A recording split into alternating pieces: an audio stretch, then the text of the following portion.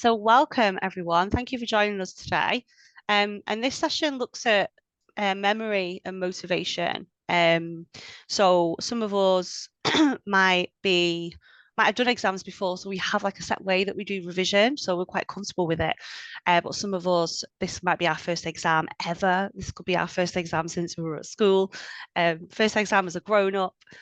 So we're not really sure how to do that revision. And there's a few different ways that you can try it, but ultimately, everyone learns differently. So some of these tips and tricks that I'm going to talk you through today, they might not work for you, but give them a go. And the aim really is for them to just make this a little bit easier. Not easy, but easier. So there's some of the books have quite a lot of information that you need to remember, things like IF2 being one of them. It's quite a lot of lists. So we talk about, how can we try and memorize lists? Because it's a lot, it's a lot of information. My name's Emma and I work for Empower Development, and we're a training provider in the insurance industry. So we provide training for the majority of the CII exams. We do this in classrooms, online. We also have an online revision platform. Let me know in the chat if you use that already. That would be interesting to know. And we also do training for insurance in general. So new joiners to the market, graduates, apprentices. I've worked in insurance since 2005. I don't know how many years ago that was now, but a really long time. And I used to be a broker, but I've been training for about 10 years now, training apprentices, graduates, and also teaching the CII qualifications as well. So hopefully I've got quite a few tips that I can share with you, which will hopefully be helpful. Now, the chat box is open. There's quite a lot of you on the call today. So what we tend to do is just ask if you do have any questions, pop them in the chat box, and I will pick them up throughout the course. I'll have it open at all times. And there will be a time at the end as well where you can ask questions and we can talk through anything. So don't worry if you've got questions that don't directly relate to what we're talking about, and pop it in the chat and we can pick it up at any point. Okay. So the first thing really that I want to encourage you all to do, if you haven't done it already, is to just think about when you want to sit that exam, and I want you to book that. Okay. There is nothing more motivating than having a deadline for your exam. The CII do give you quite a long enrollment period. And this is really, just so you can manage anything that might go wrong. Sometimes life gets in the way, and we need that little bit of extra time, which is great. But if you get your book and you've got 12, 18 months before you have to do anything, there's not really much sense of urgency. So when you're planning your week and planning your diaries at work, there's lots of things that you've got to prioritize. And without a deadline, the CII is going to drop in those priorities because there's way more important things that you have to do at work, maybe. If it's not urgent, we can put it off. So the first thing that I want you to do is set yourself maybe a month or a time when you're going to book that exam for. And after this session, go and book it in. Please make it realistic. Don't just think, right, sod it, I'm going to book it for next week, because you might not be ready. So make sure that it's realistic. We have got Christmas coming up, and it would be great if we can get any of exams booked crossed off by then, but we have to be realistic with what we can achieve and what we can do in the time scales that we have. Okay. So people always ask me, how long should it take me to revise for this exam? It's really, how long's a piece of string? Everybody learns differently at different rates. Everyone has different lives outside of studying for your exams. We have responsibilities, different responsibilities, and different jobs. So the time that we can dedicate to it is different for everybody. But a couple of months for a certificate in insurance module is not off the table. Like that is totally achievable if you do some really robust planning, revision planning. So this is just a question in the chat, which is a really important question actually, especially for this time of year. Does the syllabus change in January every year? I've been enrolled for a year now, so I'm concerned what I'm studying may have changed. Now, we don't see that big of changes in the books themselves. Next year, there isn't really anything detrimental that's changing, but sometimes there can be little changes. What we tend to see is more around the book moving around. So some things might move to different chapters, or we might condense the book and get rid of a chapter, for example. But what I would check is on the CII website, every module has its own page. So if you go to the CII website and the qualifications, I can show you this in a little bit. They have a learning solutions update. And if you click on that, it will tell you everything that's changed in the book. So, the day before your exam, go and have a little look at that and just make sure that everything's up to date. I mean, some of the main things that I would suggest looking at is if there's any new legislation and regulation, the FOS payment, so the maximum amount that can be paid out from the FOS, that changes quite often. Always double check that one just to be sure. But we're not seeing that many massive changes. But I'll show you where to find that update just so you can be sure of it. Okay. So now thinking about our revision, we have something called the revision funnel. And, when we first get that book through, it can be quite overwhelming, especially if it's IF1, LM1, MO5. MO5 is it's a big old book that comes through. And that can be quite overwhelming. You don't really know where to start with it because there's a lot of content to absorb.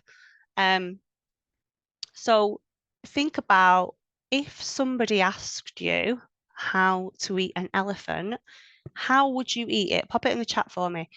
If I asked you to eat this elephant that I have, how would you do that? Somebody last time I did this said with mayonnaise. I was like, yeah, in pieces. Charlotte as well. Yeah, break it down into small pieces. That's really what we want to be doing with this book, with these books, because there's a lot of information. It's a big job, and as well, if you've got coursework at the same time, it increases that. And if you consider all of that together, it can be quite unachievable. We need to break it down into chunks. And once you have completed that chunk that you've assigned yourself, you have achieved something. And as humans, like that releases chemicals that make us feel good, right? And if we don't achieve, we feel bad and we go into a slump. So we really want to make the targets that we set ourselves realistic and achievable. So we get that hit of that serotonin when we do it and we feel good about ourselves. So this funnel will help you sort of break the whole of your revision process down. So firstly, your textbook, right? You have to read that. There's another question we get asked quite a lot is, do I have to read the book? Yes, absolutely. You might see, some of you might have already seen this, that some of the questions that you might get asked are very specific to the book. It might just be a little sentence that's in the book. And if we've not read that paragraph or that sentence or that section, we might have missed that entirely. So it is important to read it through at least once. You are being examined on that book. It might not make much sense to you the first time that you read it, but that's why we have all of these other steps in place. This is assuming that you don't have access to our online course, and I'll show you a little bit about that and how that can help you later. So ultimately what you want to do is just try and condense that textbook down. So you want to start making your own notes. And this is useful because for your own notes, you have to use your own words. You have to explain something in your own words, which helps us understand it. if you understand something, you can put it in your own words. And if you're not able to do that, you know you've not got that level of understanding yet. So take your section, whether it's, I'm focusing on this part of chapter 1, and then make some notes in your own words about all of those topics that you're reading about. Revision cards are a really great tool to incorporate into your studies. We do sell revision cards, but I used to make my own. You can buy packs of them on Amazon and complete them yourself. So you can write on the front and the back. So these help to test your knowledge, where you're at the moment. It helps you break down the content. Your exams are going to be multiple choice. So what this means is that you're going to be tested on knowing what the CII means in what they're saying. So, CII questions will often say things like, what is the definition of proximate cause? And this is something that you would see or write on a revision card. And the actual process of finding the information in the book, finding the answer and creating a revision card out of that content is actually a really great learning exercise within itself. As is like writing your own questions. So moving on to questions, the CII give you practice questions on Revision Mate. The question bank isn't that big anymore. You do start seeing repeat questions and you end up memorizing the answers. So it doesn't really help you after a certain point. If you do have our course, we have extra questions on there. Don't forget that there is a full mock paper on the examination guide for your module. I can show you how to find that a little bit later because the CII do a really good job of hiding it. Yeah, it doesn't like me very much either, Abby. I really struggle to find anything on there. I usually Google. So I'll put in Google examination guide IF1 2024, and it's the first one that comes up. So that's how I find it. I just find it easier. Yeah, brand is a good one to use as well. There's a few out there that sell mock papers. So there are some out there, but what you can also do is go back the years as well. So you could put IF1 examination guide 2022 and get a different mock paper. It might be different. Now, what you have to bear in mind with that is some of the content might be out of date. So some stuff might have changed, but it's a good way to practice how the CII word their questions, because sometimes that's what trips people up, is just how they're wording it and the language that they use. So you can go back for past years and have a look at what the past mock papers were, just to get a feel for what they look like. Also, at the end of each chapter, you have some questions.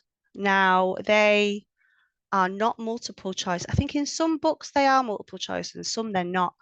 And where they're not multiple choice, they're a lot harder than than a multiple choice question. So it's good. It's all good practice. And I used to like to write my own questions as well.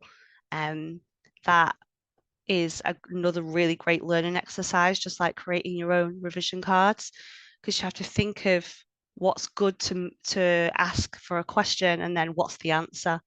And you're really putting yourself in the CII shoes here, like what can I make a question out of? What information can I use?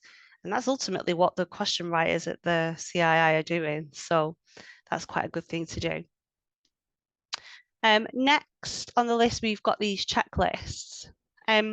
So the checklists, you have one in your each chapter.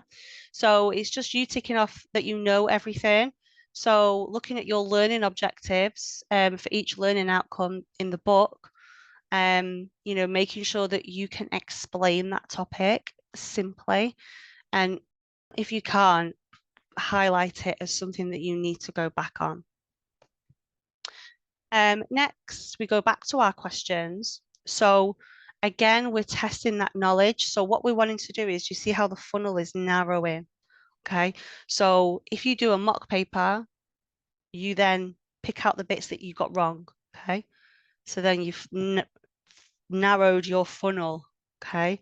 So then you've just got a handful of bits that you don't know. So then you're doing more questions on those areas. And then which ones of those did you get wrong? Okay, so there's just 4 or 5, narrowing that funnel even more. And that's what we're doing.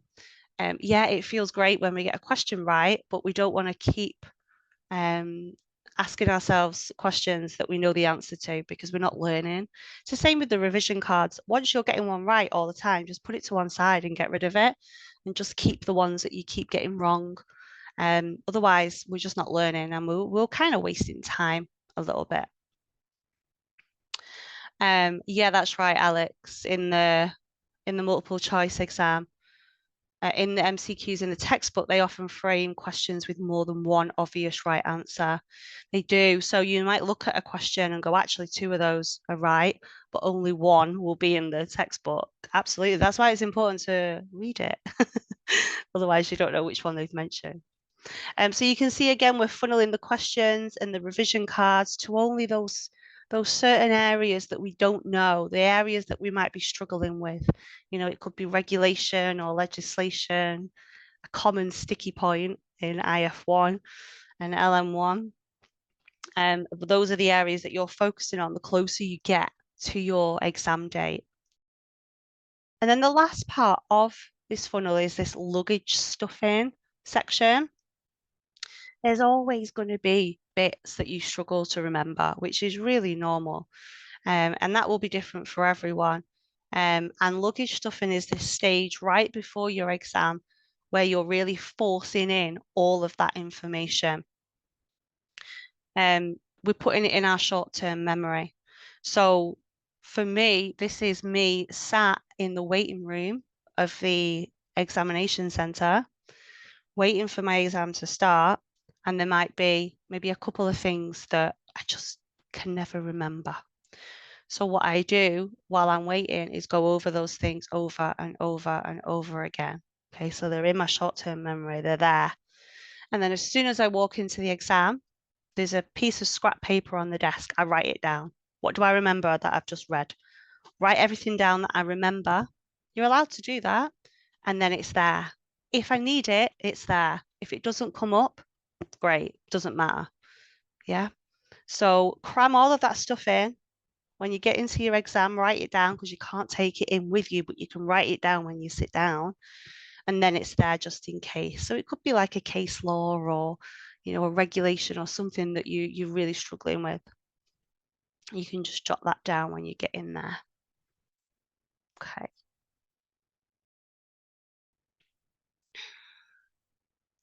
Now, these books can be quite long. We spoke about that, didn't we? Especially with like MO5.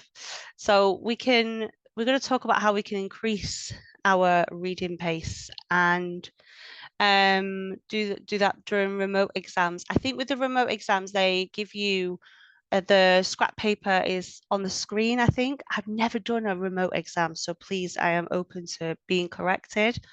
I don't know if they have it on the screen and you can type it into there. It could be worth asking someone who's done a remote exam because I have never done one, so I'm not too sure. Hopefully someone might be able to answer that. So Jim Kwik is an expert on how to increase your reading pace. And there's some YouTube videos and books about this that he's written. So we're just going to have a little chat about sort of his theories on increasing that reading pace. And when we learnt to read when we were kids, we all read out loud, didn't we? We sit with our teacher at school and we read out loud to them. And that actually slows down our reading pace. Reading out loud is actually slower than the pace that we read in our head. And if you read through a book, you might find yourself reading out loud in your head, and that's the same pace as sort of speaking those words. So if you say the words in your head, you can only read as fast as you can speak. So we're trying to read by sight.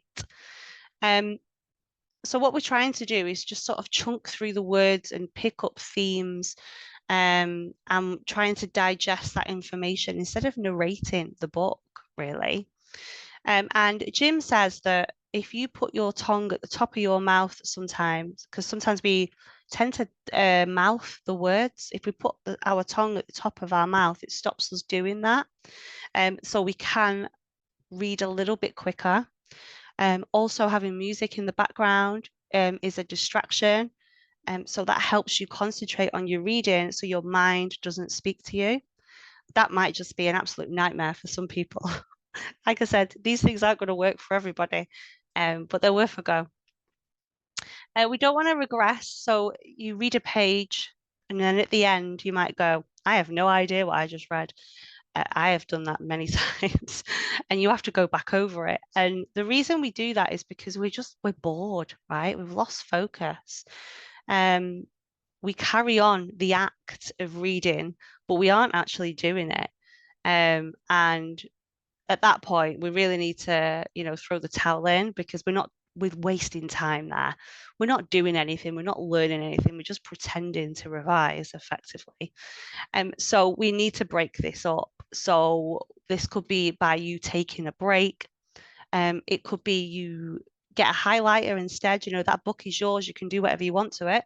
It could be you getting a highlighter and just highlighting certain words just to make it a little bit more interesting, just keeping it a little bit different and making you more alert in what it is that you're doing rather than just reading.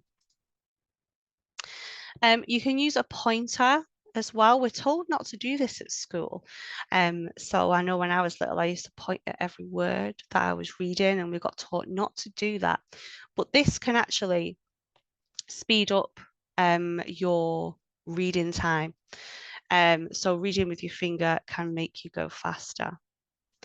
It's also worth reading all of the introductions in the book, especially the first time you read the book, because there's lots of padding in the CII books. And sometimes you'll look at it and you just want to get to the good stuff, the meaty stuff. So you might skip the introductions, which is absolutely fine to do once you know the content. But for that first time reading it, I wouldn't skip those. What you might find sometimes in that padding that the CII have put, that can introduce topics, which means that it makes more sense to you as you progress through it. So the first time you do it, don't skip those. You don't get physical books anymore, Madison. Okay. Anything else to suggest instead of highlighting? What you could do is just get a pen and paper and write those words down instead, the things that you would highlight. So then what you've got at the end is actually a list of lots of things that you think are worth your attention instead of that physical highlighting. The digital books are very hard to work with. You can't copy and paste any of the information, you can't highlight anything, and they are very much locked down. So that would be very much a pen and paper job there. Excuse me. Um, okay, yeah. Kira said that I also find that drawing random lines on paper while reading helps. Yeah, this is like the same thing about putting music on in the background, right? If there's something else that we're doing, it stops our mind from wandering.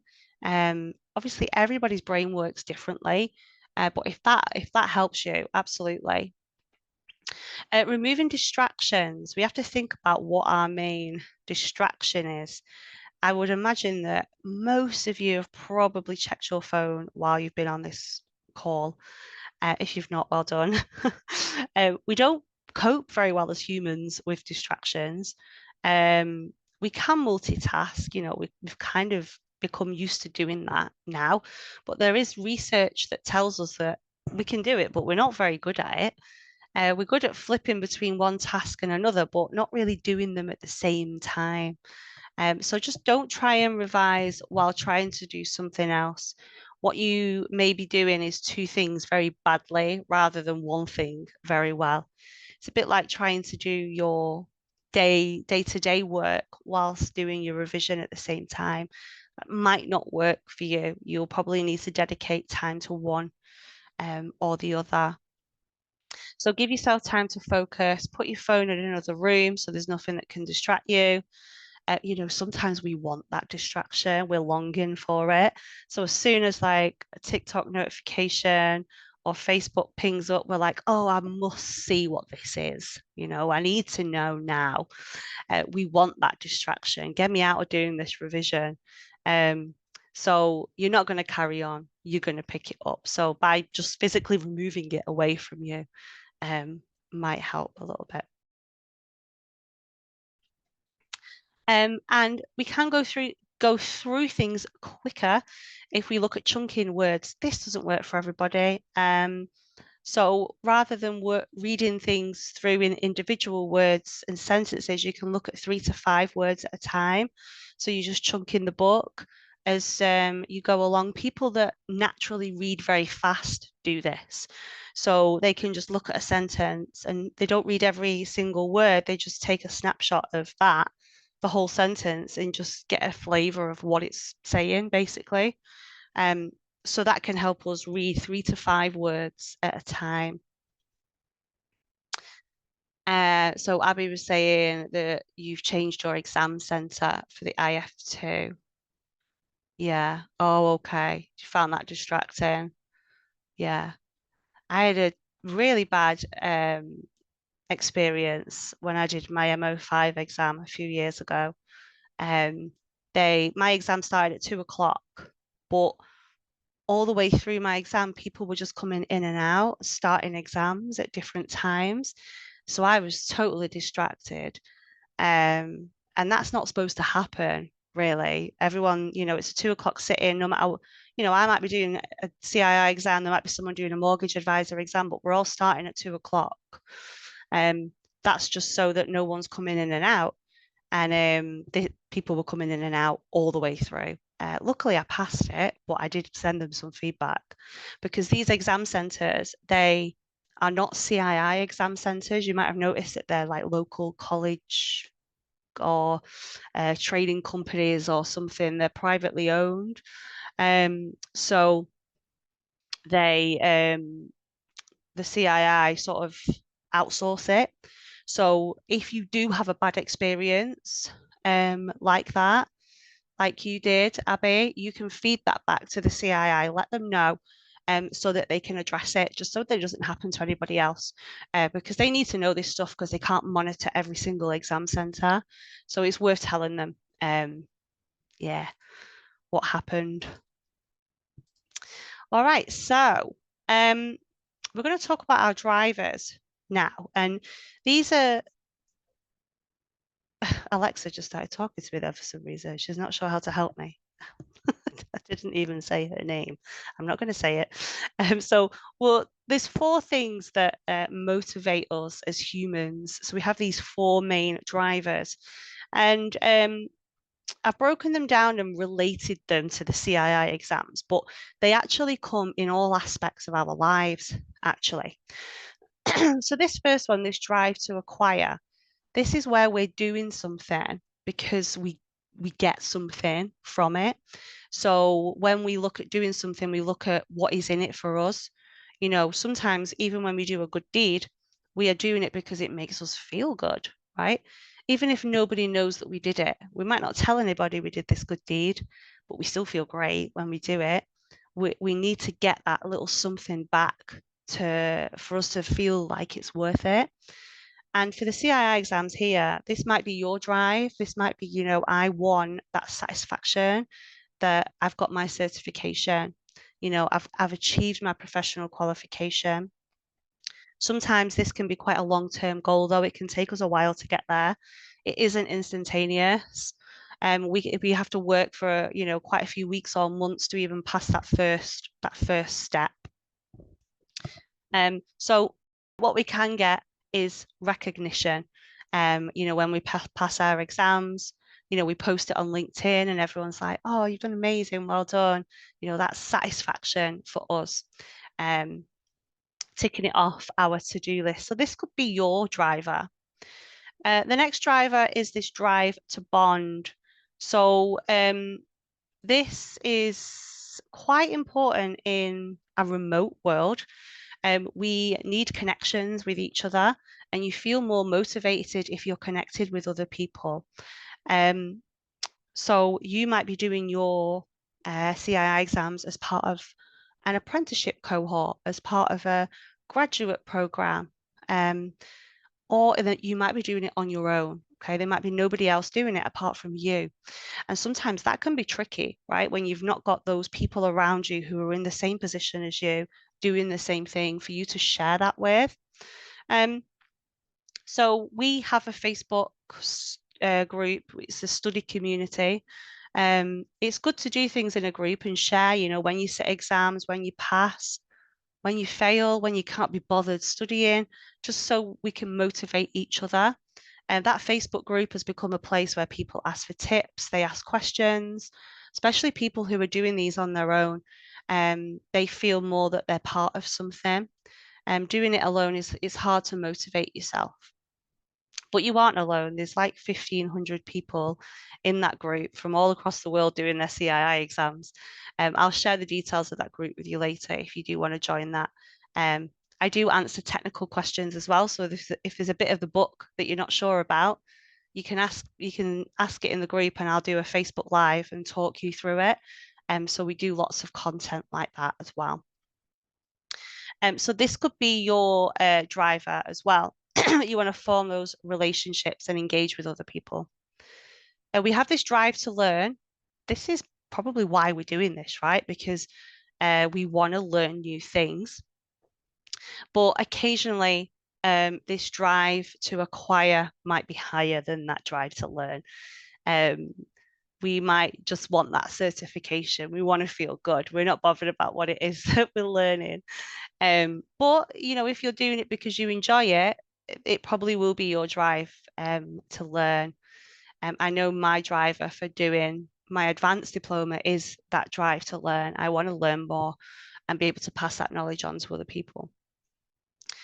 There's always going to be bits of the CII that don't relate to your job in those books, and we can find that tricky to learn because it's unrelatable for us. But the whole thing with the CII is to expand your knowledge and your commercial awareness, so you can acquire different knowledge from lots of different areas. So some parts will be less relevant than others.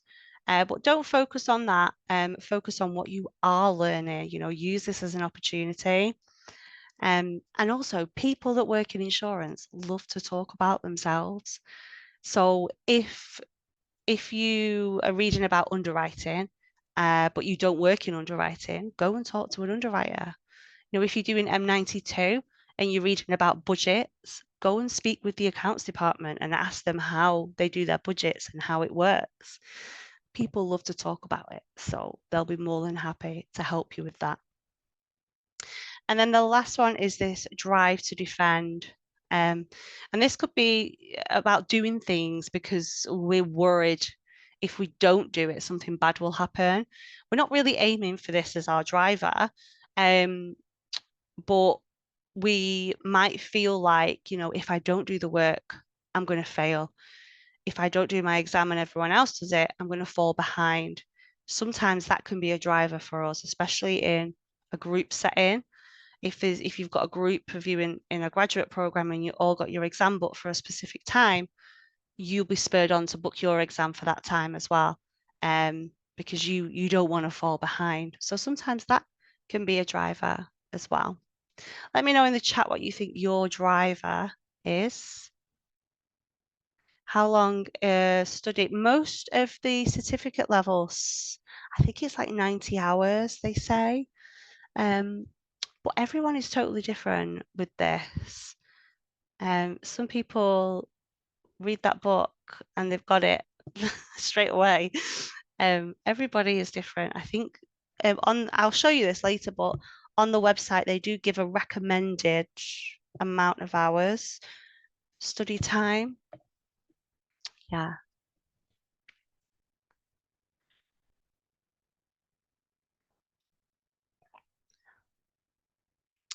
So my driver is definitely that drive to learn for sure. That's what I think anyway. Yeah. So we're going to talk about another technique that you'll be able to use. And this is a technique that helps us focus. Abby's the same drive to learn. Nice. Excellent. acquire and defend, yeah, sometimes they can go hand in hand for sure. So I mentioned before about, how can we eat an elephant? We have to do it in chunks, right? And say, there's a few of you doing diploma here. So you get that book through and you've got a piece of coursework to write. That's like the first thing that you tackle in, isn't it? And you think, right, I've got to read all this book before I start writing my coursework. Like that's a massive job. Or you're like, right, I've got to read all this book before I can book my exam. Um, Today I'm going to read chapter 1. That's a lot. Like that's a lot to do. So if you're thinking I'm going to read chapter 1 in one day and then you don't do it, you're going to feel terrible. Like that's not achievable. Okay. So you might set yourself all these targets and they're actually not achievable at all. So this technique, this Pomodoro technique, helps us focus and helps us work on smaller tasks and get things done. The first thing that we need to do is decide on a task. Okay. And this has to be achievable. Okay. And sometimes we can spend loads of time deciding what it is that we want to do and just messing about doing that. So if you can decide this before you even start your timers, that's a good thing to do. So you might say, right, today I'm going to read 2 sections of chapter 1. Okay. Um, so set your task. Then the second thing you're going to do is set a timer. So you set a timer for 25 minutes. This is 25 minutes with no distractions, no phone, nothing there to give us an excuse. And you focus for the whole of that 25 minutes. Okay, so number 3, you work on that task, 25 minutes. Then your alarm will go off and then you take a 5-minute break. Check your phone, get a drink, step away from your desk, have a look out the window, whatever you want to do. Then you come back to number 2 and set a timer for another 25 minutes and do the same thing again. And this is really the amount of time that we can focus for without looking for a distraction naturally.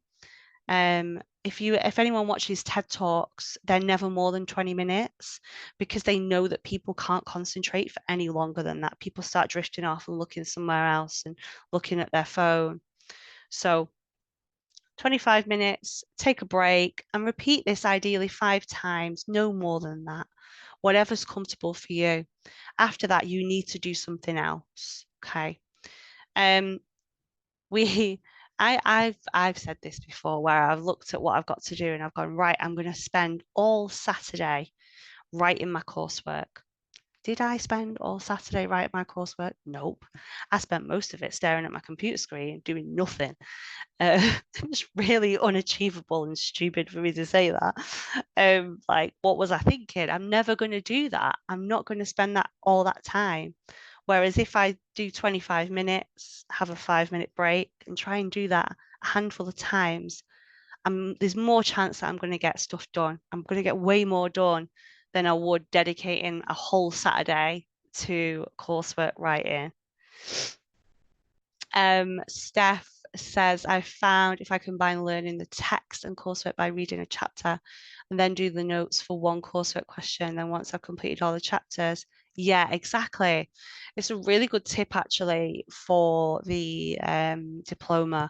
You don't have to read the whole book to write your coursework because every question of the book relates to a specific learning outcome. So chapter 1 might relate to learning outcome 1. So actually, and question 1 is learning outcome 1. So you only have to read chapter 1 to answer question 1. So do that and then move on to the next one.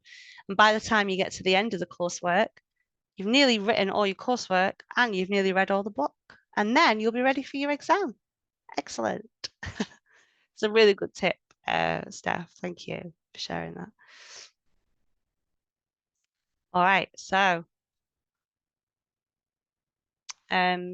when we prepare for exams, we do have this mindset about if we can pass or not, and that has a massive influence on us. So if you are thinking that you are going to fail, you are at a disadvantage already. right? You're going to second guess everything that you do. You're going to doubt yourself. You're going to change your answers. So we really have to watch this self-talk that we're giving ourselves. If you go in sure that you've got this, I have done everything that I can do to give myself the best chance of passing this exam. The voice in your head is on your side, and you are more likely to succeed. So please watch that self-talk because it really has such a massive impact on us and how positive we are. It is so much easier said than done, Abby. You're right. You are right. And that's why this preparation piece is also so important because if you don't feel that you're ready, maybe you're not, maybe you aren't ready. And it is difficult when if you've had a fail before, that can really knock your confidence, right? But when you pass that, Abby, you're going to feel so much better and you'll go into your next exam thinking, yeah, I'm just going to smash it. So it can set us back a little bit, but we have to build that resilience. All of these people who are successful in life, they have never achieved first time. Yeah, they've had to try over and over and over again to be the best. They they just didn't wake up one day and they were the best. They've had to keep doing it and keep doing it and keep doing it to get there. And that is what resilience is. It's that bounce back ability. It's about coming back stronger and better. And that's what we need to do. I know. I have every faith in you, Abby. You've got this. Absolutely, Stephen. Yeah, I agree with that. You can learn from your failures. Absolutely. Positive affirmations are a great tool. Continuously remind yourself, yeah, nice. Oh, I love that, Madison. I love all of this really nice, positive words here. Um, that's really nice to read. Thank you so much. Um, so do you remember when you were a kid and your parents would say who they did and didn't want you to hang around with? Um, the reason that they did that is because they knew that people could be a good or a bad influence on you. I do it with my son now, he's 10, and there's people that I don't want him to hang around with because I know that they influence his behavior. I've seen it, I know it. But this carries on when you grow up, actually. Um, this is like who you decide to surround yourself with now whilst you're doing your studies. You're going to meet people who are studying, who will cheer you on, like you've got this, you can do it, come on, we're going to get through this together, I can help you. But then you're going to meet other people who are going to tell you not to bother. Like, oh, it's fine. I've not done my CI exams. Doesn't matter. Don't worry about it. Or don't revise. Let's go for a drink. Come on, forget about it. Doesn't matter. Just do your revision the day before. They're going to have different influences on us. So if you surround yourself with people who are saying positive or negative things, your benchmark is going to be influenced here. Think about it like if you're in the office and you're healthy eating, right? You're trying to eat healthy, and everyone says, "Oh, we're going to go and get pizza for lunch." You'd be like, "Oh, actually, I might go and get pizza." But if everyone is getting a salad, you won't want to do that. You won't want to go and get a pizza and bring it back because everyone else is having a healthy lunch. People around us have this influence, and the day-to-day impact of that is really significant. You want to make sure that you surround yourself with positive people, people who you want to be more like, because you will be more like them if you spend time with them. And the opposite of that is true as well. So, LinkedIn, social media, follow people that you want to be like, people that inspire you, just so it's always this positive. You're seeing all of these positive things. Okay, so find that positive peer group. If you don't have that peer group in work, so maybe you're studying alone, join our Facebook group. That's also a very positive peer group. Um, some people might tidy up as a way to procrastinate. I know that's what I do. If I'm trying to get out of doing something. Say if I've got a big piece of work on and I've got a deadline, I'll just, just go and do my washing, maybe. Anything but what I should be doing. But a clear desk really does help you focus, I think. I've recently changed my office around and I absolutely gutted the whole place. I took everything out, I cleaned everything, I moved my desk to another side of the room, and it's had a huge impact on my motivation more than anything. That really helped. It helps me anyway. Change my office around, move my desk, like has a massive impact. As does like going and studying somewhere else. So sometimes I like to go to the coffee shop, go to the library, somewhere different. I go to a shared office in Manchester, um, just for a change of scenery, and that really boosts my motivation. So that can be a good idea. So it's just creating that environment that you can focus in, getting out and about. Especially I do a lot of traveling, but I am a home worker. So when I'm at home, I'm on my own. I don't have an office full of people. It's hard to focus when you're on your own, right? I don't have my boss sat here looking over me. So I have to get out and about and be around other people who are working, because that spurs me on. We need sleep. We really need sleep because when we go to sleep, it improves our memory. And the things that we look at before we go to bed turn into long-term memories. So there was a study that actually said that it's beneficial to revise at night. Now we all have different energies at different times. At night time, mine is down there. 5 o'clock in the morning is between 4 and 5 a.m. is my um top sort of energy. I know that sounds really weird because it's really early and it's probably in the middle of the night in some people, for some people. But that's when, if I've got something really important that I want to do or revision, if I get up, I always wake up at that time anyway, but if I'm up at like 4 or 5 o'clock, I get so much done at that time. Like by 2 o'clock, I'm checked out.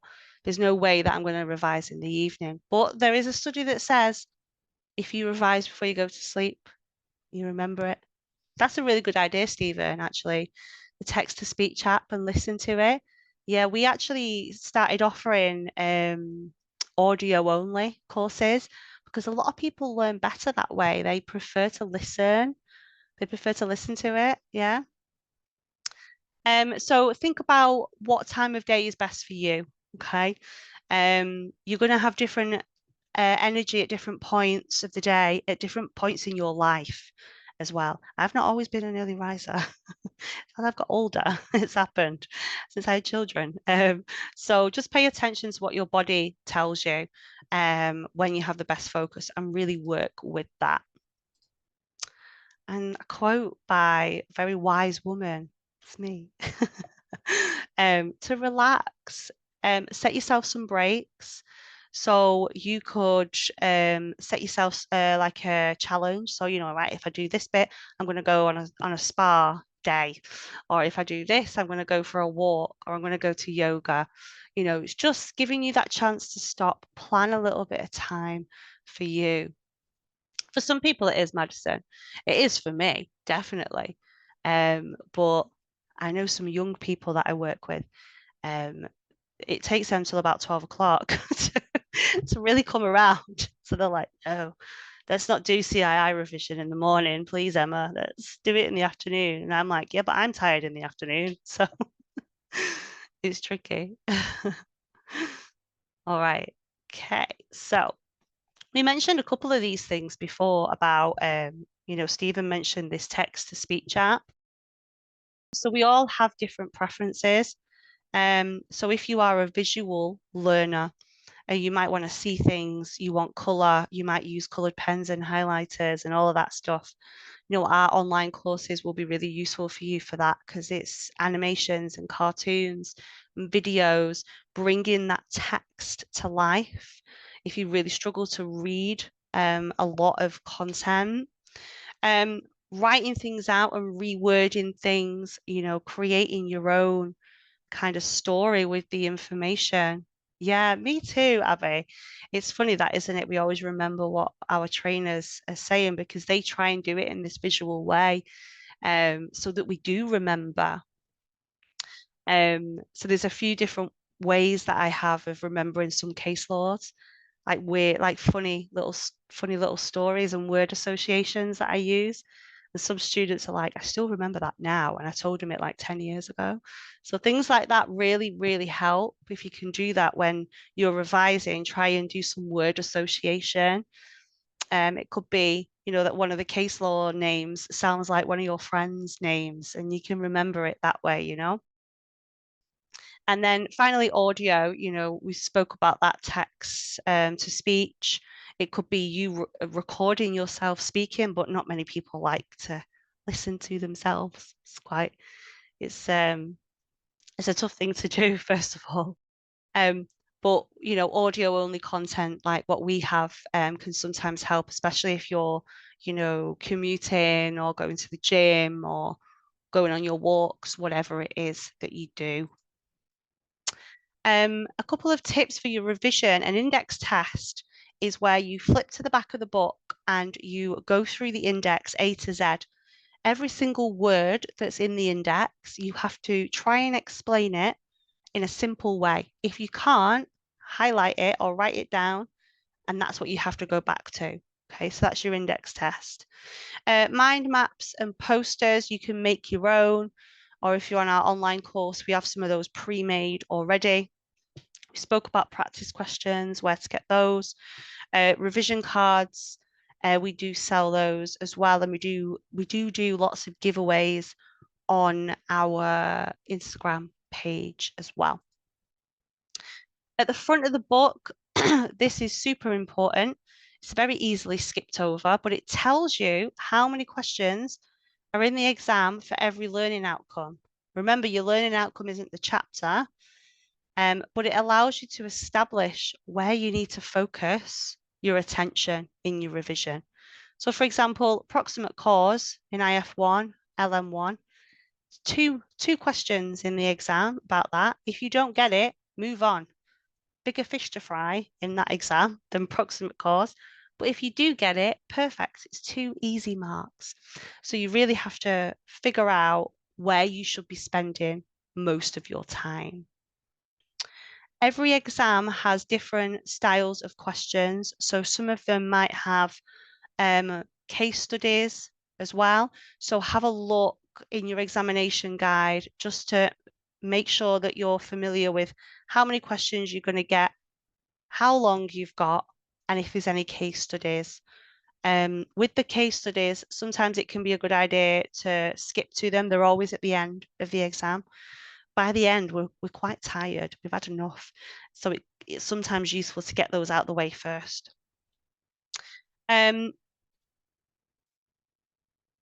Look out for new things in the book. Okay. So new things coming out at the moment, cyber, AI, consumer duty. These are things that have been introduced in the last couple of years in the books. The CII will almost certainly ask you a question about them because that is a new topic and they're chomping at the bit to get new questions because they're asking the same questions about the same stuff for years. So anything that's new, any new topics are going to be in the exam. Okay. Look out for lists of 3 or 4 items. Beware of negative questions. So your examination guide will tell you to look out for these words in the bold, not, cannot, normally, maximum, minimum. Really look out for those and make sure you've got them. And you can rearrange lists of things into acronyms. So we always talk about GAPS, and this is about the main types of commercial vehicles. So you've got goods carrying, agricultural, passenger, and vehicles of special construction, which is the S, special construction. And always check for your financial ombudsman service, maximum payouts as well, because that changes quite a lot. I mentioned that right at the beginning. Very important. So I think somebody's put in the chat about the Facebook group, which is great. Thank you for doing that.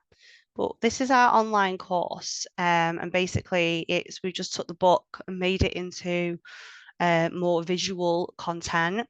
If you do want access to one of these courses for the weekend, just drop into the chat box your name, your email address, and the course that you want access to, and we can set that up for you. So you'll get access to that.